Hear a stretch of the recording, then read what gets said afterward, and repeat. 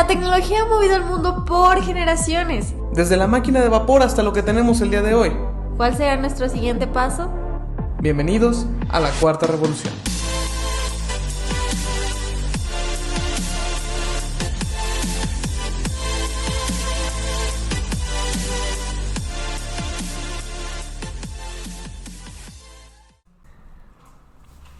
Hola revolucionarios, bienvenidos al 8º capítulo de La Cuarta Revolución. ¡Y feliz año nuevo! Bienvenidos al 2021. Me da mucha risa que la gente dice como, sí, que el 2021 sea diferente del 2020, como si el coronavirus dijera, no, sí, discúlpame. Con permiso. Ya se acabó el voy. 2020, ya estuvo, ¿no? Pero bueno, tengan un excelente año. Y que vengan Disculpen la cosas grandes. ausencia. Todo fue culpa de André. Fue culpa de Rodrigo. Pero bueno, esperemos sea un buen año de mucha nueva tecnología y que dejen de tenerle tanto miedo. Hoy vamos a hablar de biometría. Eso es un tema muy chido. Y de hecho, casualmente, yo me dedico un poco a esa parte de biometría. Ay, sí. Obviamente. Pero bueno, primero, ¿qué es la biometría, André? La biometría, vamos a definirla como todas estas características biológicas. Gracias. Que nos caracterizan como individuo, que nos dan una identidad. No necesariamente. Porque la identidad no va casado con la biometría. O sea, los tigres, por ejemplo, tienen características biológicas que los hace diferentes, pero no por eso tienen una identidad. Todas estas características biológicas que tenemos, que pues nos caracterizan como individuo, que no van a estar en otra persona o en otro lado. O sea, por ejemplo, ese lunar que tú tienes en la pierna izquierda, pues muy difícilmente otra persona lo va a tener, ¿no? Incluso si es tu gemelo.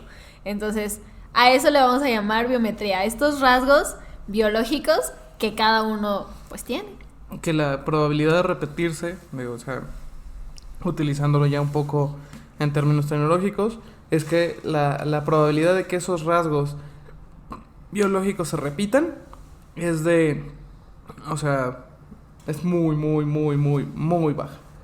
Entonces, justamente por eso es que estos rasgos biológicos son los que muchas veces se utilizan para identificarte, o sea, para saber quién eres, para autenticarte y entre otras cosas. Pero esas ya son aplicaciones.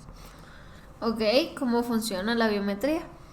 En realidad, lo que hace es entrenar y encontrar un patrón entre muchos de estos rasgos fisiológicos para entonces utilizarlos para identificarte.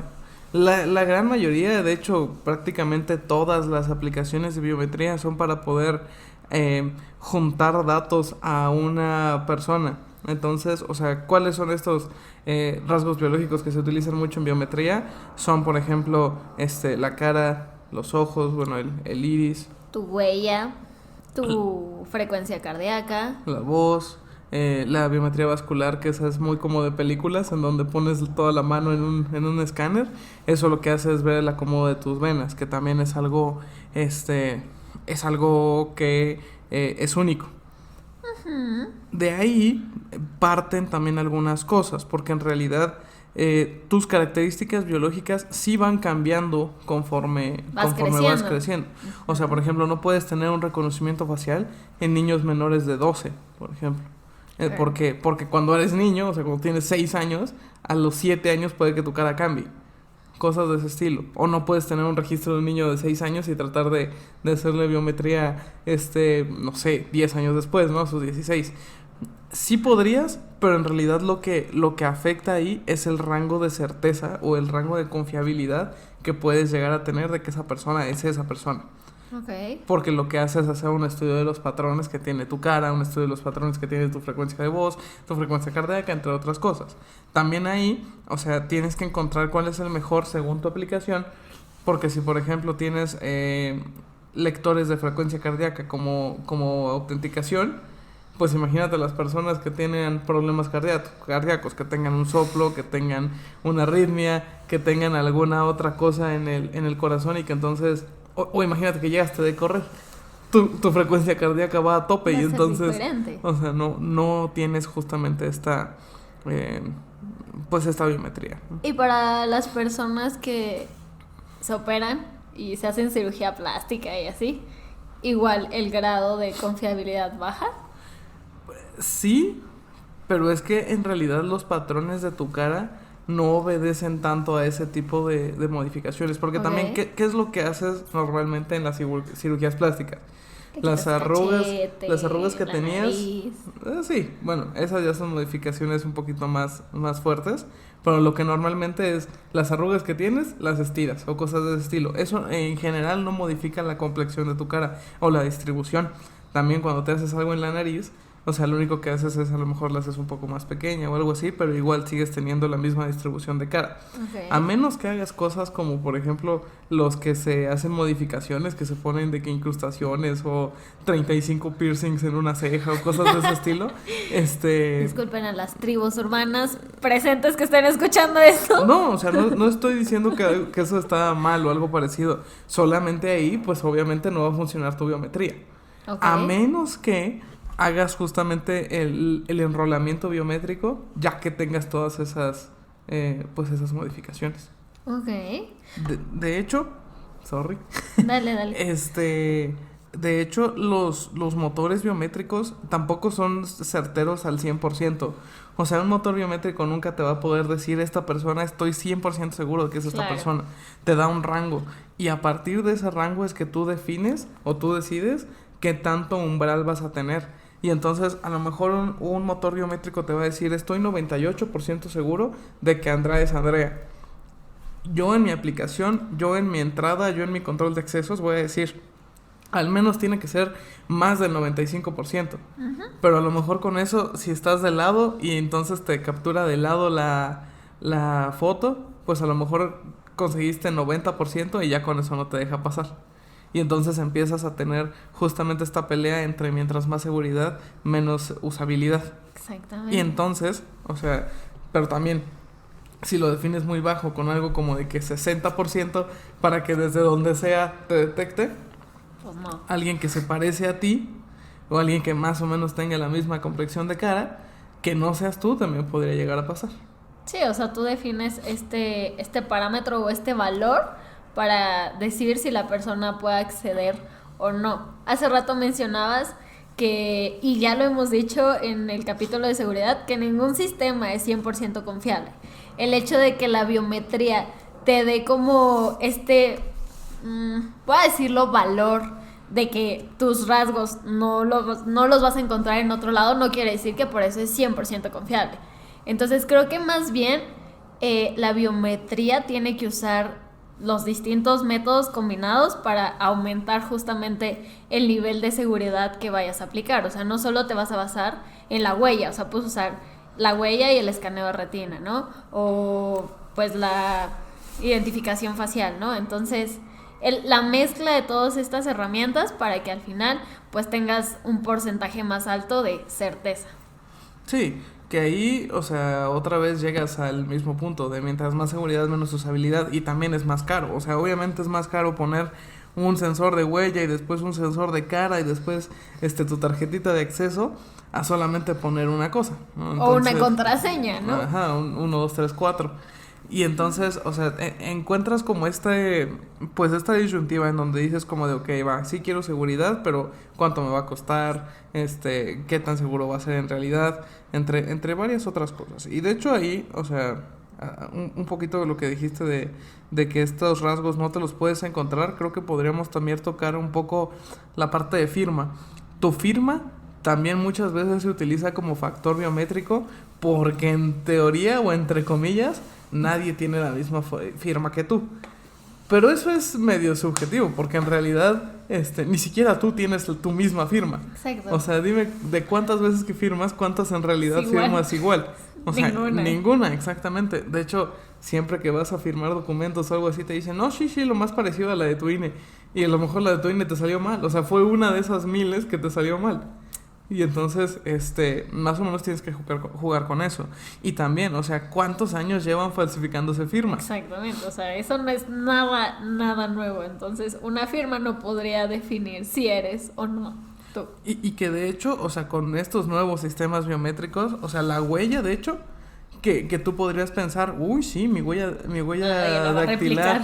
nadie la tiene. En realidad es muy fácil de también replicarse y de utilizar la huella de otra persona. Incluso lo vimos en la película de Scooby-Doo. Ajá, eso es muy divertido porque, o sea, en muchas películas de espías y hemos visto cómo la gente realmente también replica las huellas, ya sea usando un vidrio, un plástico, Papel cebolla. un papel. Ajá, en realidad, justo iba a la pregunta grande, ¿no? ¿Se pueden hackear estos sistemas? ¿Qué tan seguros son? A nivel de hackeo, ¿qué tal? Definitivamente es más difícil que una contraseña. O sea, definitivamente... ahí está un poquito difícil porque cuando se trata de una contraseña, pues básicamente cualquier cosa es más difícil que hackear 1, 2, 3, 4. Pero si tienes una buena contraseña, pues entonces ya medio peleas, ¿no? Uh-huh. Pero sí es mucho más fácil tratar de hackear una contraseña, aunque sea una contraseña relativamente fuerte, a hackear a lo mejor un sensor de huella. Porque necesitas más cosas. Para empezar necesitas el dispositivo físico. Para empezar necesitas estar en el lugar a lo mejor. Y entonces, o sea, ¿cómo te vas a ver tratando de llegar a un edificio y entonces ahí moverle al escáner biométrico? Pues no. O sea, no es lo mismo. Pero sí se pueden hackear. Igual, por ejemplo, con la parte de facial, existe algo que se llaman deepfakes. Y estos deepfakes lo que hacen son justamente, pues... simular ser una cara. Y entonces podrías poner una máscara virtual, por así decirlo, para ser otra persona. Y eso tampoco es nada nuevo. Como se vio con Snapchat hace varios años, en los que podías cambiar de las cara. caras. Uh-huh. Y de hecho creo que Instagram todavía tiene por ahí una opción rara de filtro. Pero entonces, imagínate el riesgo. Sí es más difícil, pero si lo hackean, poder tener el acceso de miles de personas y las características de miles de personas, está como intenso, ¿no? Pues sí, pero pues es que en realidad eso es lo que pasa. Y es que también el reconocimiento facial y todo este tipo de cosas biométricas las vemos todo el tiempo, pero en realidad no estamos muy conscientes de ello. O sea, simplemente cuando tú subes una foto a Facebook, por ejemplo, uh-huh, Facebook automáticamente hace un reconocimiento facial de con quién estás y las etiqueta. Exactamente. Simplemente cuando tú te estás poniendo un filtro en Instagram o en cualquier lado, ese filtro está reconociendo cuál es tu cara y está reconociendo muchas cosas. A partir de ahí puedes hacer lo que quieras. O sea, incluso hay algoritmos, por ejemplo, de análisis de sentimiento, ajá, que te dicen si estás feliz, si estás triste, si estás enojado, si estás como estás. ¿Sabes qué? Eso me da miedo de que, aplicas el filtro y entonces la aplicación te está leyendo, que esos datos sean extraídos. Ya sabemos que todas las redes sociales extraen nuestros datos y que al final terminen por guardar tus datos biométricos también. Pues es que eso y luego ya venderlos. Pasa. Pues es que eso ya pasa. En realidad, de hecho, viste... hace poco regresó FaceApp cuando te pasabas de hombre a mujer, ajá, y de mujer a hombre. Pero antes salía de cómo te veías de viejito. Uh-huh. Y entonces, o sea, las redes sociales ya saben cómo te vas a ver dentro de 10 o 20 años. Solamente porque tú te tomaste una foto, sí, me vio bien chistoso de viejito y la subiste. Y entonces ya tienes todo un historial de cómo se va a ver esa persona dentro de 10 años. También todos los Facebook Challenge, que pongas tu foto de hace 10 años y tu foto de ahora, pues nada más gracias por ayudarme con tu reconocimiento. Y todo eso es biometría. Ahora, ¿lo quieres ver en algo todavía muchísimo más grande? Vete a China. En China, uh-huh, tienen un sistema de cámaras enorme, sí, que va revisando a todo mundo sus caras con reconocimiento, uh-huh, facial. Y entonces hace el reconocimiento facial y si de repente cometes un crimen, tómala. Puntos menos en tu score personal. Sin que nadie te haya visto, solamente con tecnología y usando cámaras. Qué miedo.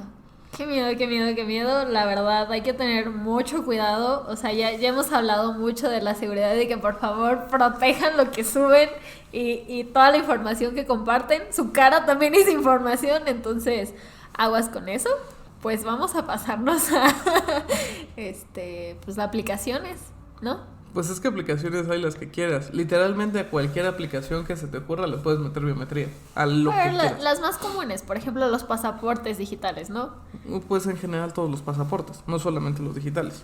O sea, los pasaportes, las credenciales de identidad y en general, por ejemplo, muchas instituciones financieras utilizan biometría para justamente verificar que tú seas la persona que está pidiendo el crédito o cosas de ese estilo. Y entonces puedes utilizar la biometría para lo que normalmente se usa es para identificación, o sea, para autenticarte, para poder entrar a algún lado, para autorizar ciertos permisos y en general para poder verificar que tú seas tú. Y entonces a lo mejor de ese usuario y contraseña que tú ya metiste, también mete una foto de tu cara para saber que existes, ¿no? O sea, para saber que eres tú. Que concuerdo. Y entonces, o sea, si haces esa validación, pues listo, pásale.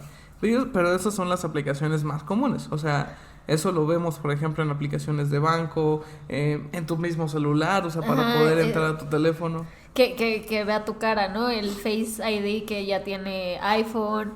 O muchos celulares están tratando justo de implementar esto del reconocimiento facial y muchos han fallado, ¿no? O sea, hay personas que incluso con su fotografía han desbloqueado su celular.